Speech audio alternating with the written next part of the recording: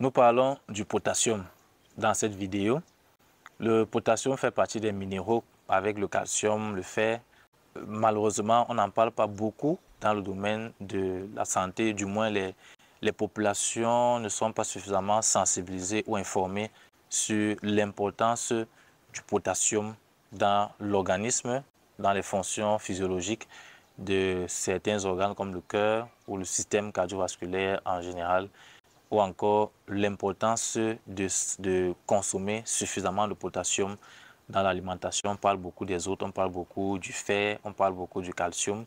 Et j'ai donc décidé de faire une vidéo aussi sur le potassium pour informer et vous informer davantage sur ce minéral qui est très important.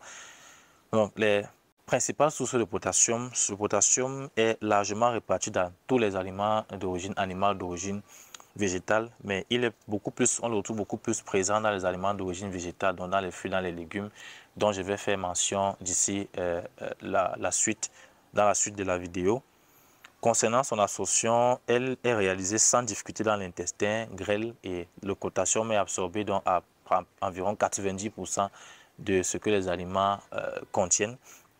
Quelles sont les principales fonctions du potassium? Quelle est l'importance du potassium dans l'organisme? C'est d'abord, il faut le dire, le troisième élément minéral le plus abondant dans l'organisme. Donc, lorsqu'on classe les minéraux en termes d'abondance, en termes de quantité dans l'organisme, le potassium est le troisième après le calcium et après le phosphore. Et c'est l'ion qui présente la plus grande concentration dans les cellules. Donc, c'est un ion intracellulaire. Il est très riche, il est très abondant, il est le plus abondant à l'intérieur des cellules. Le potassium intervient dans un grand nombre de processus physiologiques, notamment le maintien de l'équilibre acido-basique, donc l'équilibre entre les acides et les bases dans l'organisme, en particulier dans le sang. L'équilibre acido-basique est très important et s'il y a un déséquilibre, notamment dans le sang, cela peut conduire à une acidose qui peut conduire dans certains cas même au coma, voire au décès. Donc il est très important de maintenir cet équilibre entre les acides d'une part et les bases d'autre part, dans le sang en particulier, dans l'organisme en général, d'où l'importance du potassium. Autre fonction du potassium, le relâchement musculaire. Donc il aide à détendre les muscles, à ce que les muscles se relâchent. Et autre fonction, il aide à la sécrétion de l'insuline par le pancréas. Donc très important chez les patients diabétiques, puisque le diabète, en particulier le diabète de type 1, se caractérise par l'absence de sécrétion d'insuline, les cellules du pancréas qui ont été détruites. Et le diabète de type 2 aussi, on se caractérise par le trouble soit de la sécrétion, soit de l'utilisation de l'insuline au niveau des cellules cibles. Donc, si vous souffrez de diabète, le fait de consommer davantage de potassium va aider dans votre pancréas à produire plus d'insuline. Cela pourra vous mettre à l'abri des complications du diabète. Quels peuvent être les symptômes de carence? Quels sont les signes qui pourraient vous faire penser que vous souffrez probablement de carence en potassium? Nous avons la faiblesse musculaire et les troubles du rythme cardiaque. Donc, si vous êtes tout le temps fatigué, vous avez vos muscles qui sont tout le temps affaiblis, tout le temps fatigués, cela pourrait être le signe d'une carence en potassium. Ou alors, si vous avez des arythmies, des troubles du rythme cardiaque, des cœurs qui battent un peu trop vite ou qui battent de manière régulière, parfois trop vite, parfois trop lentement, cela pourrait être le signe d'une carence en potassium.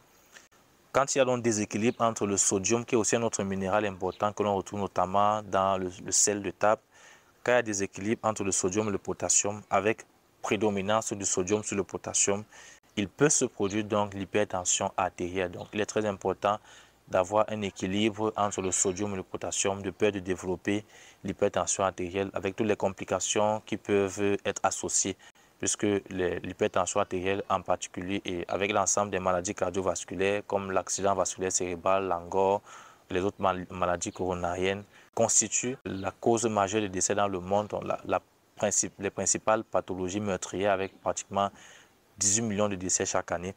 Donc, quelles sont les circonstances pour lesquelles vous avez besoin de consommer plus de potassium? La première circonstance, c'est lorsque vous consommez trop de sodium, puisque comme on a vu, il est important d'avoir un équilibre entre le sodium et le potassium.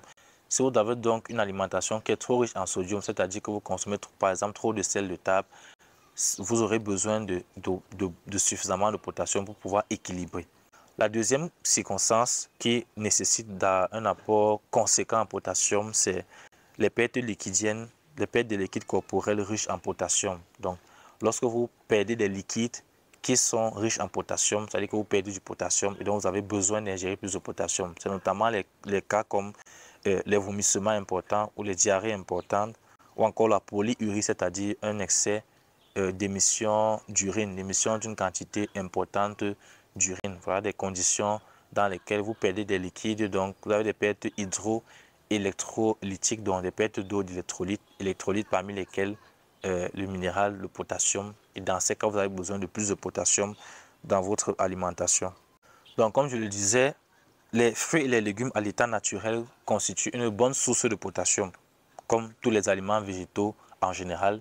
Et les principales sources donc seront les aliments tels que le concombre. Pour 100 g de concombre, vous aurez une quantité d'environ 144 mg de potassium. Le raisin qui va vous apporter pour 100 g 185 mg de potassium. La tomate rouge qui va vous apporter pour 100 g 222 mg de potassium. Nous avons le pain complet qui va vous apporter 252 mg de potassium. Le céleri qui va vous apporter 287 mg de potassium. La carotte avec ses 323 mg de potassium. Le brocoli, 325 mg de potassium. La pomme de terre qui va vous apporter 543 mg de potassium. L'épinard qui va vous apporter 558 mg de potassium. L'avocat qui va vous apporter 600 mg de potassium. Les dattes qui sont aussi très riches en potassium qui vont vous apporter 652 mg de potassium. Les amandes qui vont vous apporter 652 mg de potassium. Le germe de blé qui va vous apporter 892 mg de potassium. Le soja qui est une source intéressante et importante de potassium qui va vous apporter 1797 mg de potassium. Donc voilà les principales sources et les aliments de la faim que j'ai cités vers la fin sont les aliments, comme vous l'aurez constaté avec les chiffres, qui contiennent le plus de potassium tels que le soja, le germe de blé, les amandes, les dattes ou encore les avocats. Donc c'est d'ailleurs pour ça par exemple que il est recommandé de consommer l'avocat chez les patients hypertendus ou encore chez les patients diabétiques. J'ai d'ailleurs fait une vidéo sur l'importance de l'avocat chez ces patients. Je vous invite à la regarder pour en savoir davantage. Donc voilà en ce qui concerne le potassium et son importance pour votre santé. J'espère que cela va vous pousser à davantage en consommer dans votre alimentation. Merci de m'avoir suivi et n'oubliez pas de vous abonner et de liker et de partager.